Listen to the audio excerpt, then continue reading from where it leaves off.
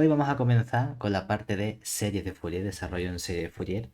Y para ello nos vamos a tener que centrar primero en una parte o en un tipo de funciones que van a ser una extensión de lo que hacíamos antes, donde vamos a trabajar con funciones que tienen una propiedad adicional de periodicidad. Y lo he dicho bien en la primera, periodicidad. Claro. Entonces, vamos a ver cuáles son esas funciones. ¿Por qué? Porque dentro de todo lo que es el desarrollo en serie de Fourier, vamos a tener distintos tipos de desarrollo, o más que distintos tipos de desarrollo, vamos a ponerle un apellido a esos desarrollos en función del comportamiento de las funciones. Precisamente una de las cosas que discutíamos en la asignatura de serie de Fourier con respecto a querer expresar el desarrollo de una función par mediante senos, que no era factible, precisamente vamos a ver en esta asignatura cuáles son esas alternativas. Y es lo que se conoce precisamente como desarrollos en senos o desarrollos en cosenos, cuando precisamente una parte de la función desaparece entre comillas y es precisamente debido a que tiene esas propiedades de paridad, ya sea impar o par. Entonces, para ello tenemos una alternativa. Podemos restringirnos a unas funciones más pequeñas, entre comillas, porque realmente podríamos trabajar con funciones que estén solo definidas en un intervalo, pero a priori vamos a comenzar estudiando funciones en todo R. Es decir, nuestro marco de trabajo van a ser funciones que van de R en C. Entonces, definición. Aquí sea f una función que va de nuestros reales en los complejos. Función. Entonces, decimos que f es periódica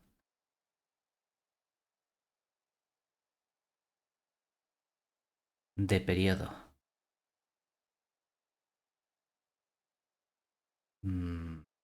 de mayúscula número positivo si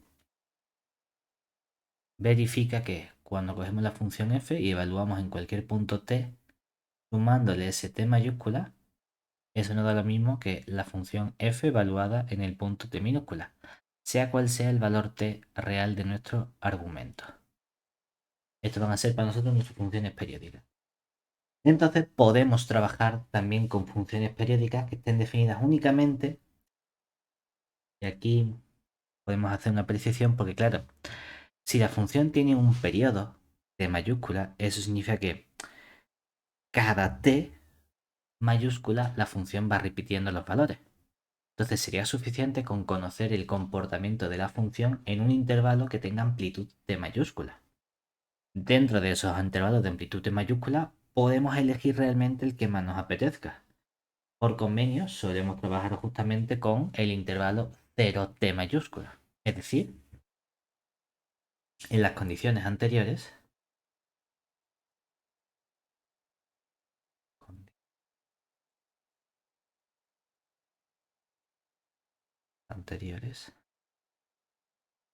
definimos el espacio, vamos a llamarlo L cuadrado, vamos a ponerle una P para indicar que es una función periódica y vamos a definir el intervalo abierto 0t mayúscula. Esto lo definimos simplemente como aquellas funciones f que, ojo, las ponemos definidas en todo R a C. O sea, tenemos que tener cuidado porque estamos acostumbrados cuando hablamos de un espacio L2 de algo a que las funciones estén definidas únicamente en ese algo. Si yo hablo del espacio L2 del intervalo 4,7, mi función va del intervalo 4,7 en lo que sea, ya sean los números reales o los números complejos. Aquí no, aquí como es periódica, estamos indicando ese intervalo mínimo, por así decirlo, donde para mí es suficiente conocer los valores de la función. Porque fuera de ese intervalo, si quiero estudiar el valor en el punto 7, pues digo, o yo qué sé, en el punto t más 8, pues cojo lo que vale en el 8 y le sumo t y vale lo mismo que en el punto f de 8, que es conocido. Perfecto. Entonces, este espacio son aquellas funciones f que van de R en C, tales que las condiciones que por un lado queremos la condición que nos da esta P. Y la condición que nos da esta P es que F sea periódica con periodo T.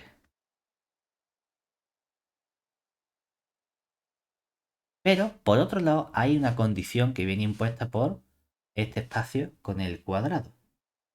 Y para eso queremos que la correspondiente norma o aplicación, en este caso va a ser la integral entre 0 y el t mayúscula del módulo de la f de t al cuadrado diferencial de t, esta sea finita.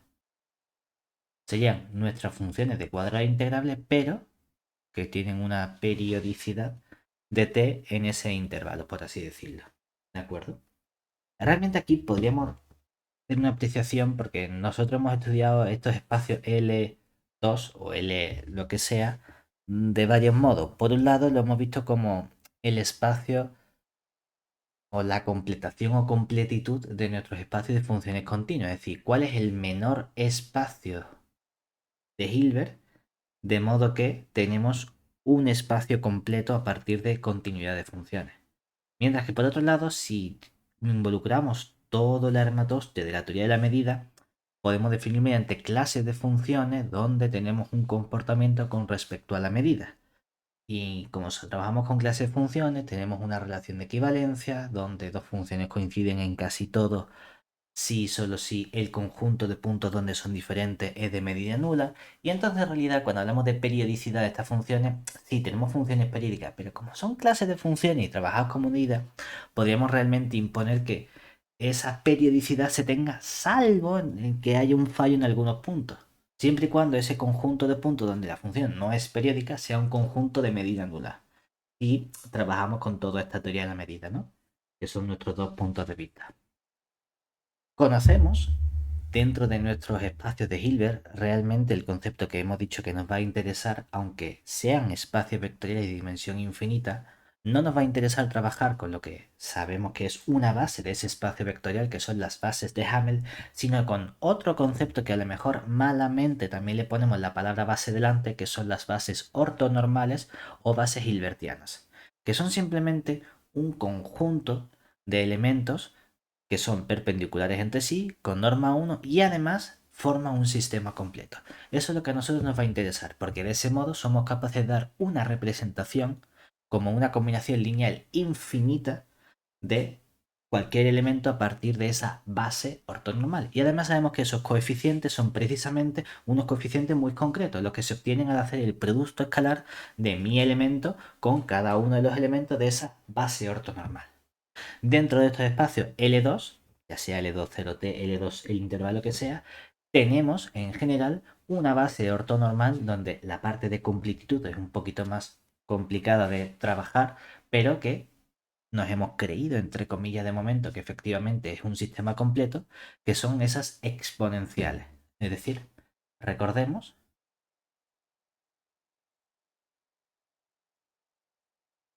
que la familia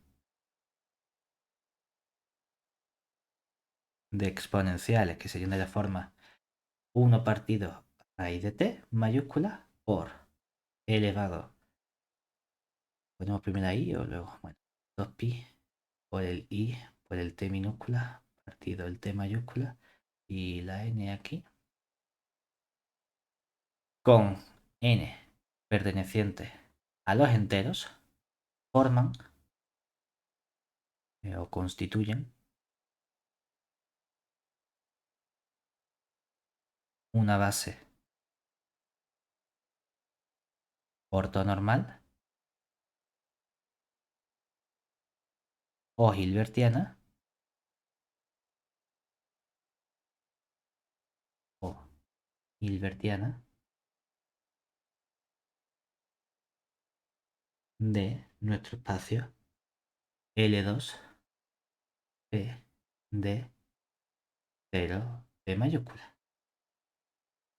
¿De acuerdo? ¿Eso qué implica? Por un lado, hay una relación en realidad entre esos espacios L2P de 0T. Y es que, ¿cómo? Aquí depende de... Somos muy formales. Realmente en el libro creo que es una errata lo que parece porque sabemos que nuestro L2P de 0T está contenido. En el libro aparece L2 también de 0T. Pero aquí sí que tendríamos que ser más precisos porque L2 de 0T sin la P de periodicidad no está definido en todo R, estaría definido únicamente en el intervalo 0T. Realmente aquí tendríamos que poner nuestra función L2 de R. ¿Eh? Porque bueno, ahí es donde realmente las funciones están definidas. Las dos están definidas en todo R, solo que unas son periódicas. Genial, las funciones periódicas son un tipo de particular de funciones que van a R o que empiezan en R. Si resulta que son de cuadrados integrables, pues genial, pues también son de cuadrados integrables en todo R.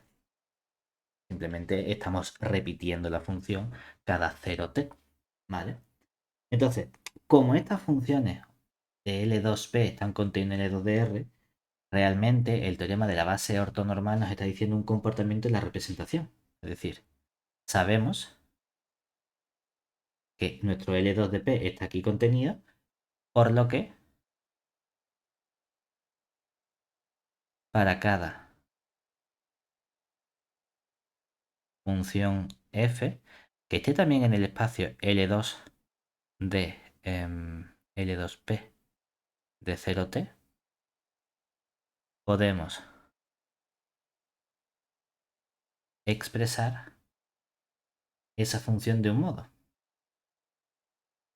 Esa función f admite una representación con una combinación lineal infinita a partir de los elementos de esta familia ortonormal, ¿verdad?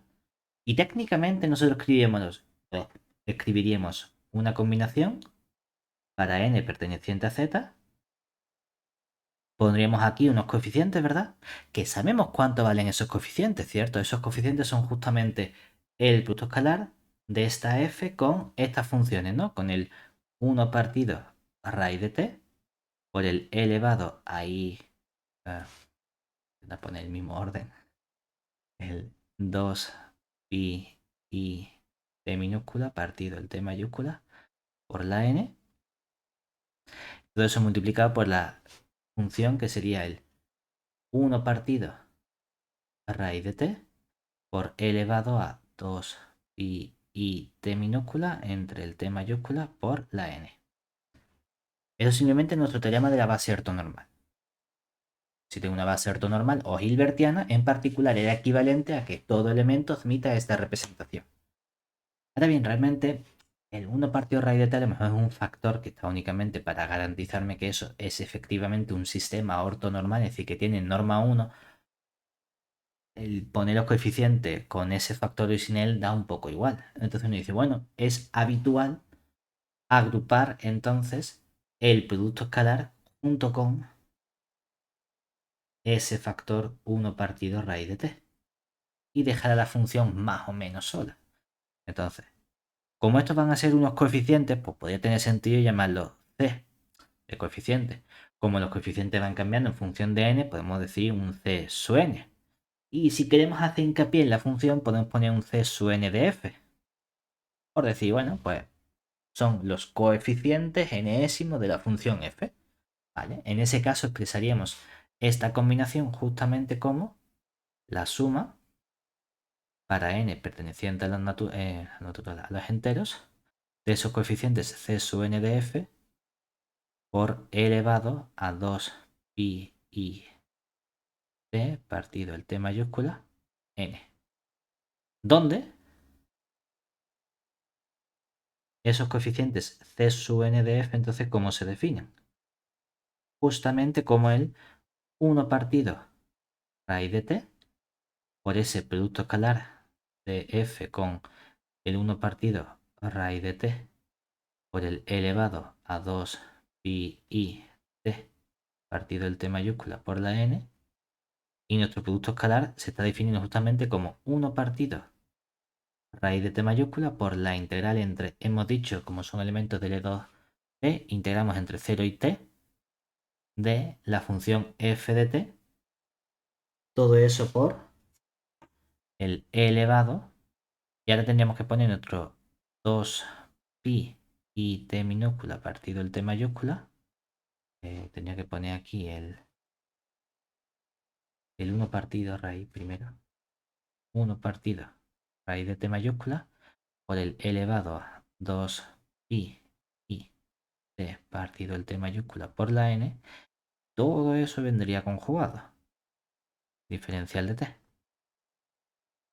Podemos sacar el 1 partido raíz de t. Con este 1 se nos agrupa como 1 partido t mayúscula por la integral entre 0 y t de f de t por el elevado, y cuando conjugamos esta exponencial nos quedaría menos 2pi y t partido el t mayúscula n diferencial de t.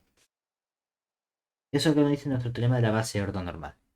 Entonces, estos coeficientes, en concreto, esta elección de esos coeficientes recibe un nombre especial, un nombre clásico. Entonces, vamos a ponerlo aquí a lo mejor simplemente. Estos coeficientes c sub n de f, cuando cogemos esa base en concreto y lo expresamos de este modo,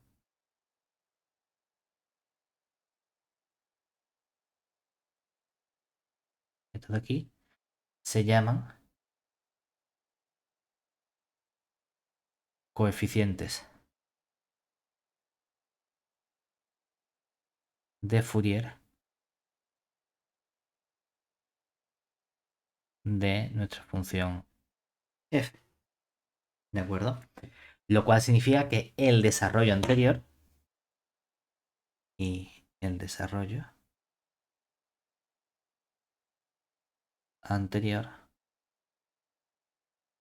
se llama desarrollo en serie de Fourier.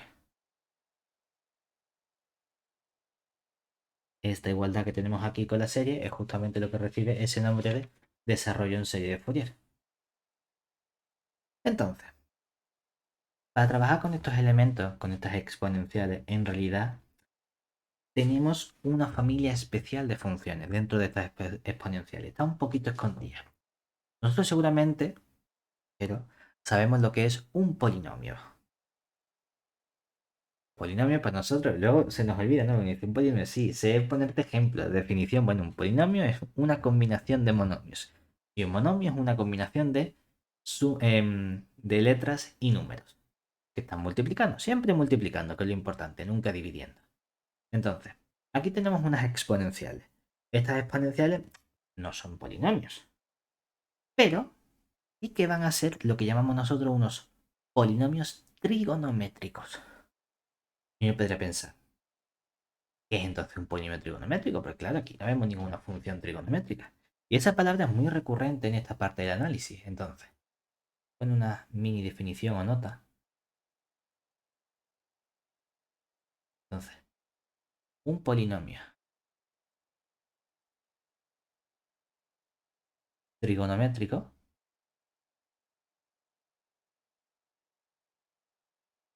es una expresión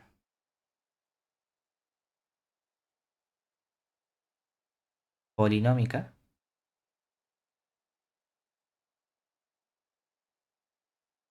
en términos de senos y cosenos. Como por ejemplo,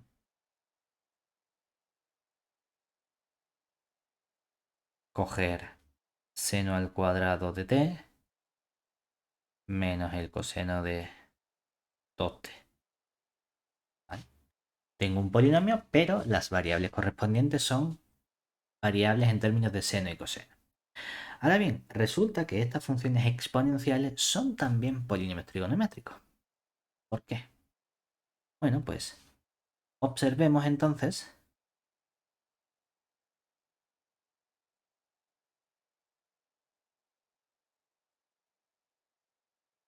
que e elevado a i alfa es o I alfa n incluso es también un polinomio trigonométrico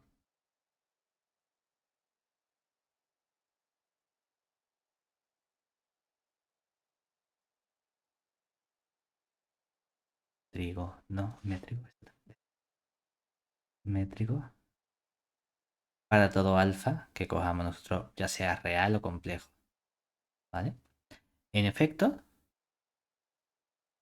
¿por qué es esto un polinomio trigonométrico? Pues si cogemos nuestro e elevado a i alfa n, esto en realidad sería simplemente escribir e elevado a i alfa y todo ello elevado a n, ¿verdad? Pero si utilizamos la fórmula de Euler, esto es justamente el coseno de alfa más i por el seno de alfa. Todo eso elevado a n. Por un lado, podríamos desarrollar esta expresión, ¿verdad? Y si desarrollamos esta expresión, ¿qué obtendríamos? Utilizando el binomio de Newton, nos quedaría un sumatorio desde k igual a 0 hasta n de n sobre k por tendríamos nuestro coseno elevado a k de alfa y aparecería aquí una potencia de la unidad imaginaria, es decir, i elevado a n menos k por el seno elevado a n menos k de alfa. Tenemos una expresión polinómica que vamos a separar en una parte real y una parte imaginaria, ¿verdad? De potencias de senos y cosenos entre sí con unos coeficientes. Pero por otro lado, si aplicamos la fórmula de Moivre,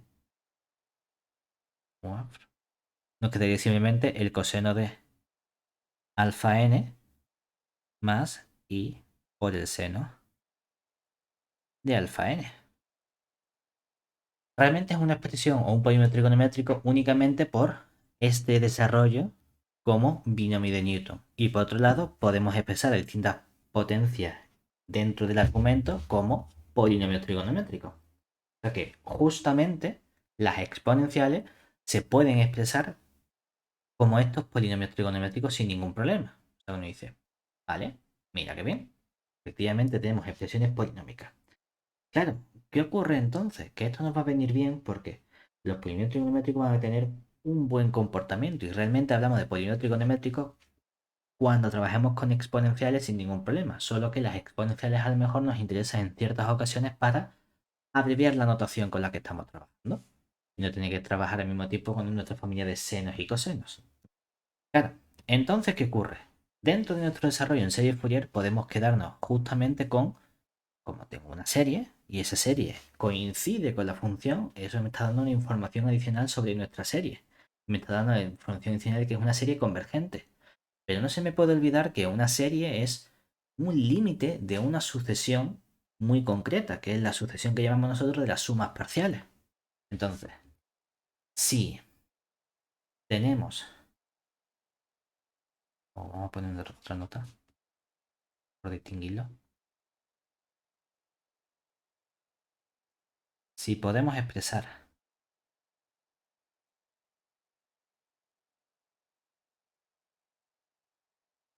el desarrollo en serie de Fourier de f como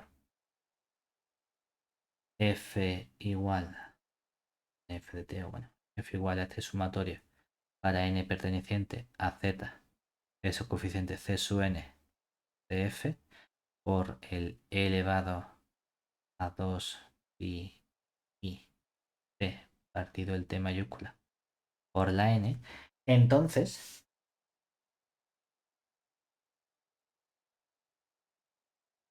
la sucesión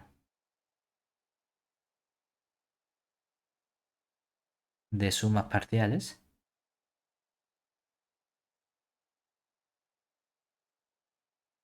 que estaría dada por una, vamos a poner S sub, cuando confundir la minúscula, vamos a ponerle S sub n mayúscula de f para n mayúscula perteneciente a los naturales, donde tenemos que esa S sub n f se define justamente como la misma serie, pero es una suma parcial, o sea que solo sumo desde n igual a menos n mayúscula hasta el n mayúscula. De c sub n de f, pues nuestro es elevado a 2 pi i t partido del t mayúscula por la n. Esta es justamente una sucesión convergente. Y además, cada S sub n de f es un polinomio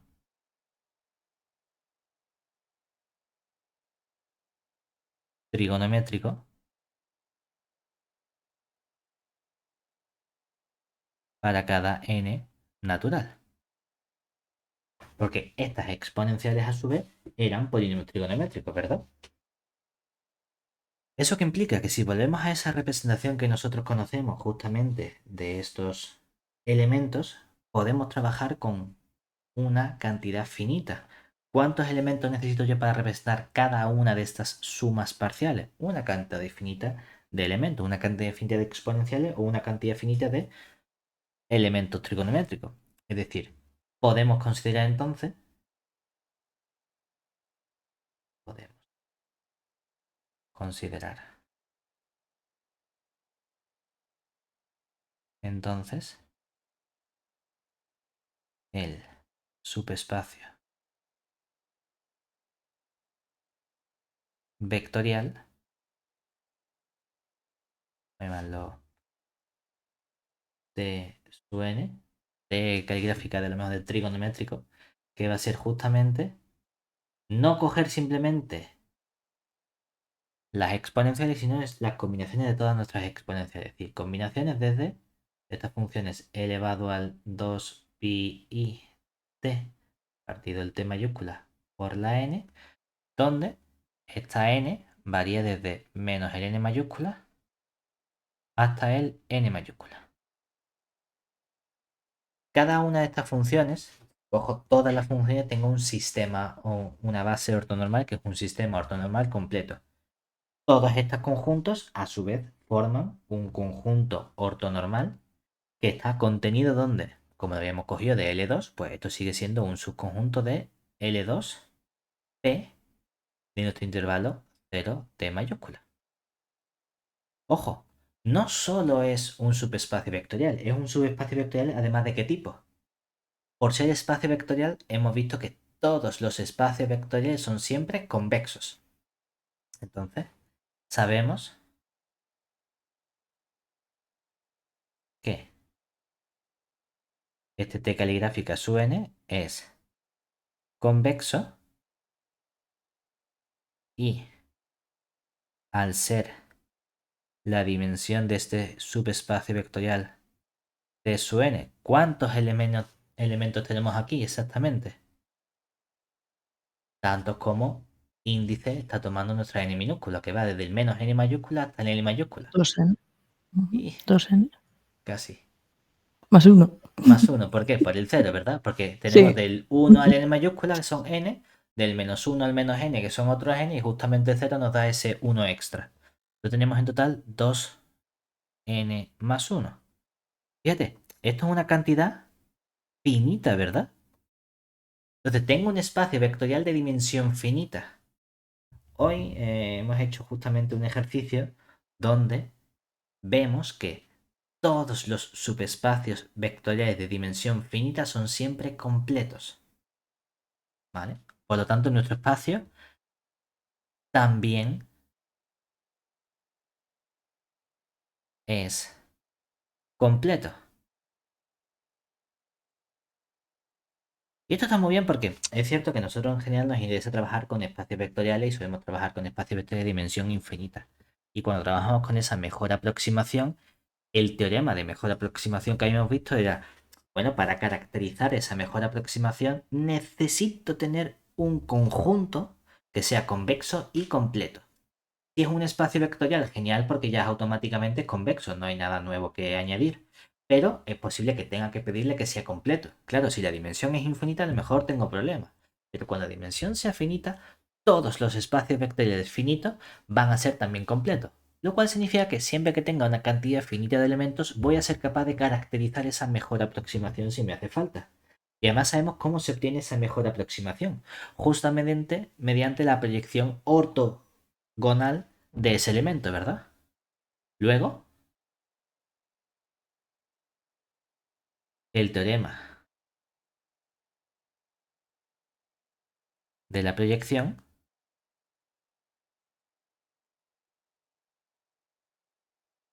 nos garantiza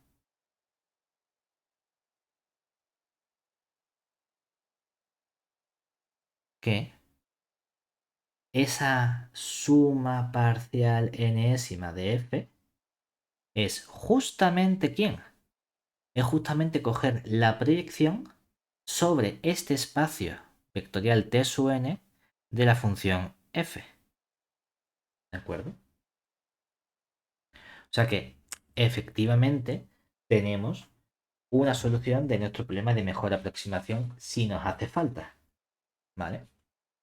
De hecho, como es una proyección, sabemos que esta proyección está siempre en nuestro espacio de su n caligráfica, lo cual también sabíamos precisamente por qué. Porque este elemento suma su n parcial se expresa como una combinación de estos distintos elementos que tenemos aquí. De hecho, es habitual que en otras ocasiones esta base ortonormal como tal, no la expresemos con exponenciales, sino en otras ocasiones nos va a interesar expresarla en términos de los senos y cosenos. Entonces, hemos visto un resultado que nos garantizaba cómo podíamos cambiar de base, que era ese, realmente era un resultado intermedio, decía si tengo cualquier sucesión mediante el proceso de ortonormalización de Gram-Schmidt, no solo construye una base o un sistema ortonormal, sino que además siguen generando el mismo espacio vectorial, esos elementos, cada cantidad finita. Lo mismo ocurre aquí cuando pasamos de las exponenciales a las o las variables con senos y cosenos. Es decir, en particular, nota, hemos visto que nuestra exponencial elevado a i alfa n se puede expresar justamente como el coseno de n alfa más i por el seno de n alfa, sea cual sea el alfa perteneciente a los reales. Por lo tanto,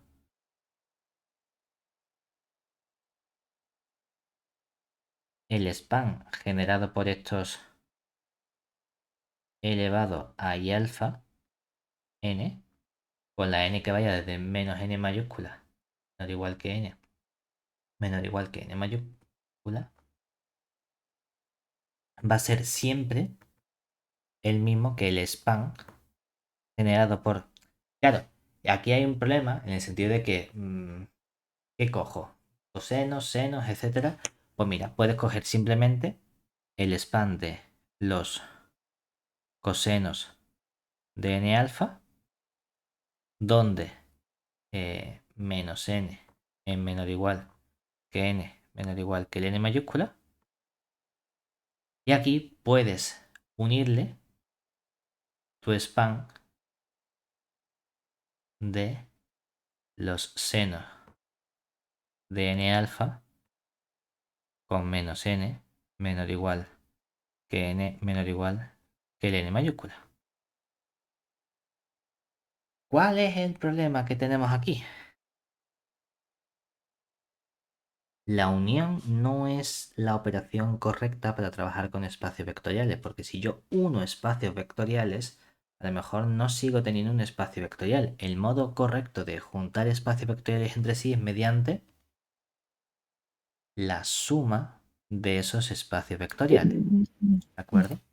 Entonces ahí sí tengo garantía de que ese espacio completo, porque realmente estás haciendo un span de la unión de los dos spanes, que es justamente lo que podía fallar. Y además, mientras que lo de la izquierda tiene dimensión 2n, lo de la derecha, ¿qué dimensión tiene también?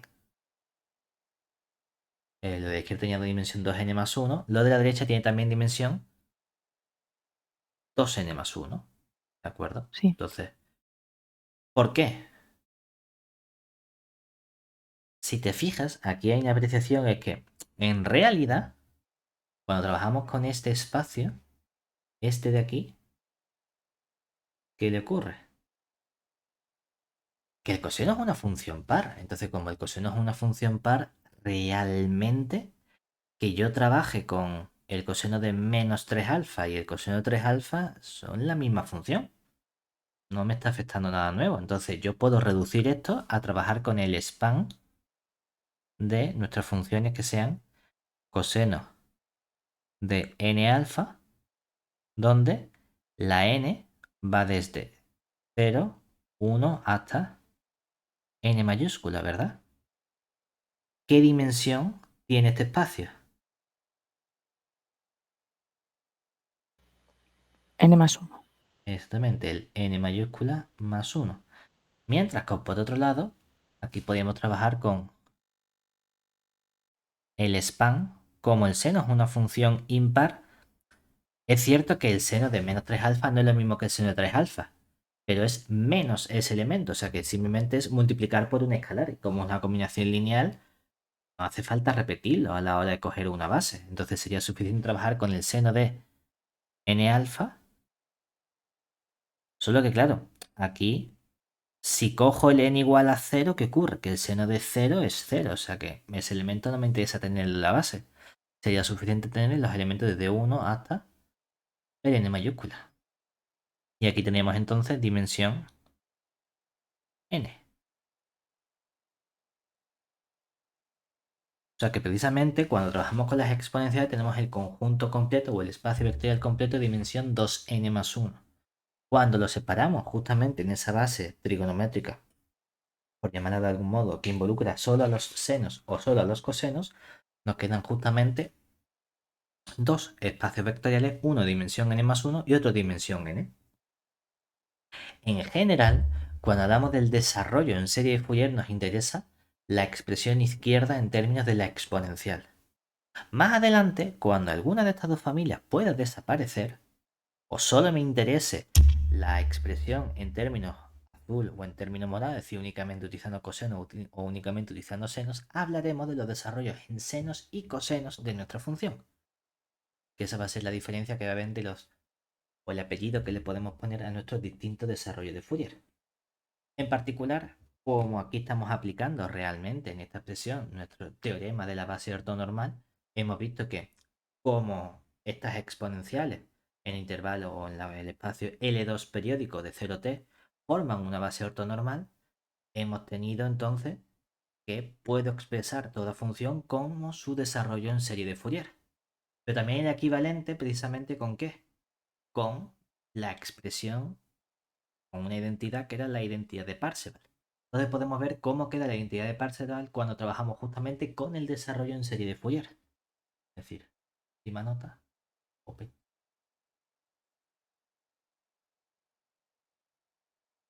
Gracias al teorema de la base ortonormal,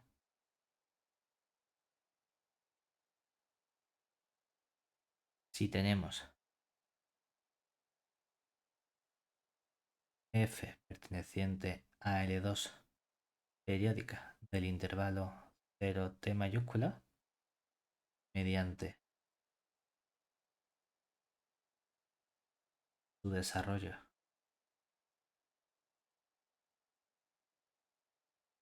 en serie de Fourier,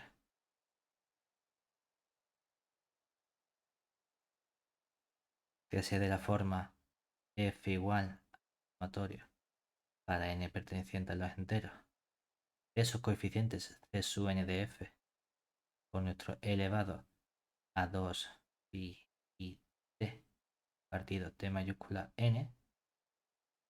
Aquí tenemos que tener mucho cuidado que aunque este sea el desarrollo que normalmente nos interesa, no es el desarrollo correcto que nos proporciona la base ortonormal.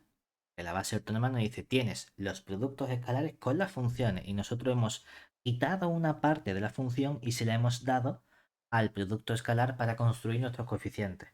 Únicamente por decir, joder, ya, es que tenías una raíz por un lado y otra raíz por otro lado, para eso lo junto y no me quedan dos raíces, me queda algo sin una raíz. Toda la razón del mundo. Pero no es el resultado que me da la base ortonormal. La base ortonormal me lo da feo en este caso. ¿De acuerdo? Pero bueno, es que también me dice que se verifica la identidad de Parseval. Entonces, mediante el desarrollo en serie Fourier, podemos ver el aspecto que tendría a su vez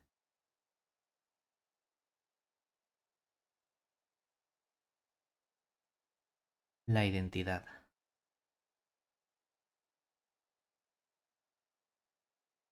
de Parseval.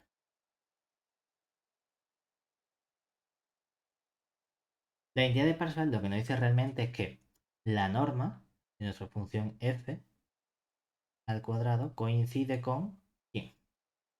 Con la suma para n perteneciente a los enteros, en este caso, del módulo, es donde hay que tener cuidado. Módulo de el producto escalar de nuestra función o estas funciones elevado, o funciones serían el Con 1 el uno. partido raíz de t por el e elevado a 2 pi y t partido el t mayúscula por la n en módulo al cuadrado. Eso nos decía la identidad de Parseval, ¿verdad? Entonces, claro, si queremos expresarlo de forma bonita, así entre comillas, ¿qué ocurre?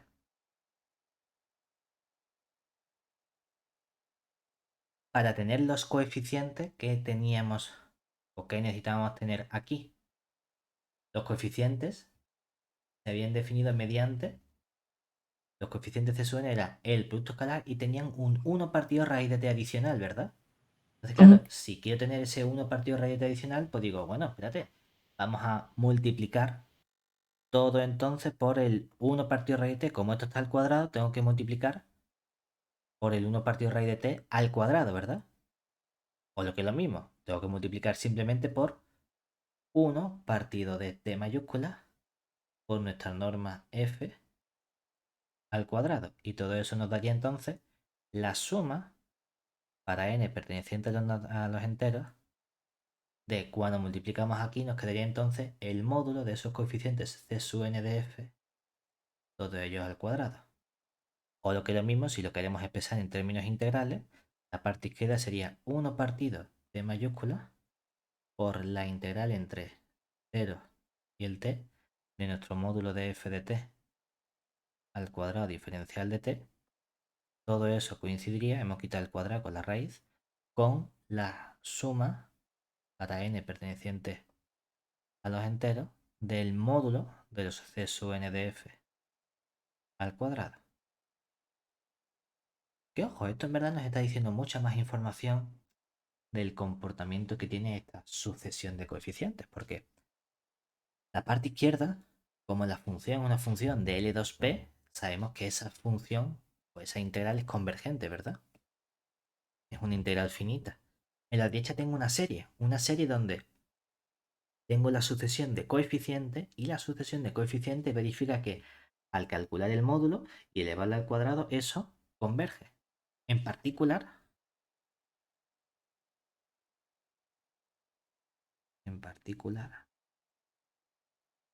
la sucesión de coeficientes c sub n de f para n perteneciente a los enteros pertenece a quién? Al espacio L2.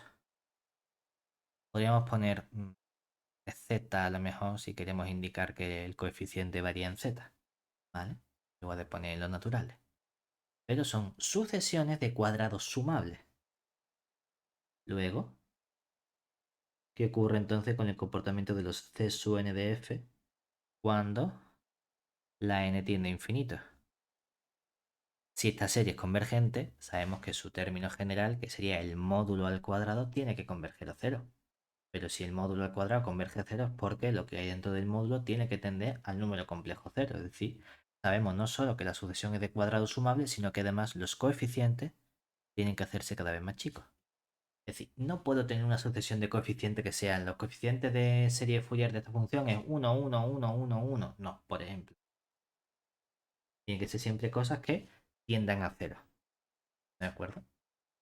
Y además tampoco podría tener que los coeficientes de Fourier fuesen 1 partido raíz de n, ¿no? Porque 1 partido raíz de n no es una serie de cuadrados sumables. Nos quedaría la serie armónica que divergente. Ese tipo de comportamiento. Tenemos un poquito más de información sobre cómo de grande deben ser nuestros coeficientes. ¿Vale? Por último, nosotros hemos dicho que cuando trabajamos con estas funciones de cuadrado integrable periódicas, como referencia solemos tomar intervalos 0 de mayúscula. En realidad podríamos tener cualquier otro tipo de intervalo. ¿Nota?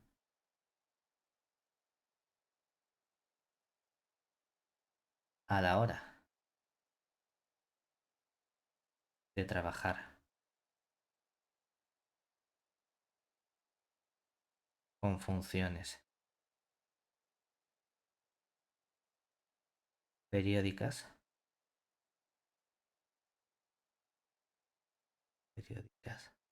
f que vayan de R a C de periodo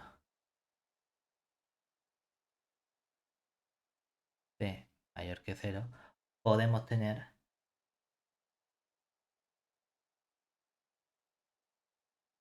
otro intervalo de referencia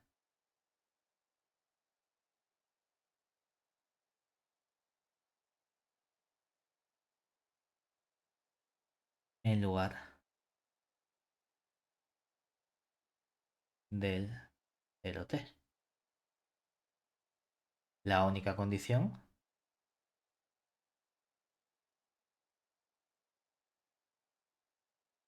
es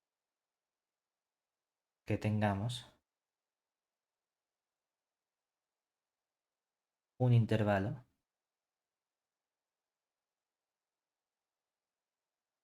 de amplitud T mayúscula, por lo que podemos expresarlo en general como un intervalo de forma a, b con amplitud b menos a igual a t mayúscula, o es lo mismo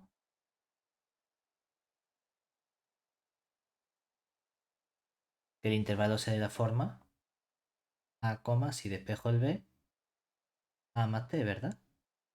Eso sería para cualquier a perteneciente a los reales. En particular, lo que nosotros hemos estudiado antes ha sido tomando el a minúscula igual a cero.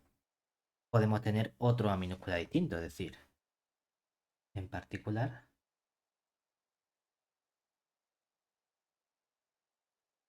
si uno dice qué pasa si cogemos nuestro minúscula igual a cero, entonces tenemos el intervalo 0 t mayúscula. Otro que es habitual es coger el intervalo o el valor a igual a menos t medios, lo cual nos proporcionaría el intervalo menos t medios, t medios. Lo guay de estas funciones es lo que tenemos con respecto a las integrales. Observemos que para cualquier f que esté en este intervalo o en esta función L2P de a, a más t, tenemos que ¿qué ocurre cuando nosotros estudiamos la integral entre el punto A y la más t? De nuestra función f de t diferencial de t. Que en realidad la integral en ese intervalo concreto puedo sumarle t perfectamente a cada uno de los extremos, ¿verdad? O sea que esto va a ser siempre la integral entre a más. Y podemos hacer mucho más general. Podemos poner aquí cualquier k por t y aquí cualquier a más k más 1 por t mayúscula de la f de t diferencial de t. Eso para cualquier k perteneciente a los enteros. Es decir, como es una función periódica, conforme desplacemos de k en k, o de t en t realmente, ¿no? Da igual cuántas veces estemos moviendo por nuestro intervalo, siempre vamos a tener la misma integral. ¿De acuerdo? O sea que tenemos un buen resultado, lo cual significa que esto lo podemos adecuar para cualquier expresión que nosotros tengamos, siempre y cuando en ese intervalo haya, digamos, esa periodicidad. No solo eso, sino que es que en realidad también podemos romper la periodicidad, por así decirlo. Es decir, por otro lado, si yo integro entre a y a más t, en nuestra f de t diferencial de t, en realidad puedo romperlo y decir, esto es lo mismo que si integro entre un b y un b más t, la f de t diferencial de t, sea cual sea el b real. Y uno podría decir, ¡buah! Ahí de resultado, porque simplemente que en lugar de poner una A, has puesto una B. No, pero es importante porque lo que estamos diciendo, por así decirlo, es que la periodicidad se tiene en el intervalo A más T. Es decir, si uno trata de representar ese comportamiento, lo que estás diciendo es, pues mira, cuando tienes aquí tu A, y aquí tienes tu A más T, y luego por aquí tendrás tu A más 2T, lo que estoy diciendo es, pues mira, yo tengo mi función esta de aquí, y aquí tengo mi función esta de aquí, y aquí tengo mi función esta de aquí, la misma función, la estoy repitiendo. Y entonces, en la parte izquierda de la integral de a más t, estoy cogiendo únicamente la integral ¿dónde? En este trocito, estoy diciendo, yo me fijo en este recuadro, y este recuadro es el que estoy integrando. Obviamente, como toda esa función es la misma que si me desplazo t completo, ¿verdad? Coincide con esta integral, por así decirlo. Pero lo otro te está diciendo, es que no hace falta que empieces en el intervalo A, donde estás estableciendo esa periodicidad, es que te puedes desplazar una cantidad B. Es decir, tú puedes decir, voy a coger por aquí un punto B, y entonces en lugar de hacer la integral, voy a hacer la integral desde este punto. Y vas a llegar no hasta otro punto, sino justamente hasta el punto B más T. Lo cual significa que lo que te has dejado, en principio, por así decirlo, el intervalo A más T, lo estás enganchando en el otro intervalo periódico. O sea que ahora estás cogiendo este recuadro para integrar. Y lo que te dice que es lo mismo. Lo importante es que cojas siempre un intervalo que tenga esa amplitud t.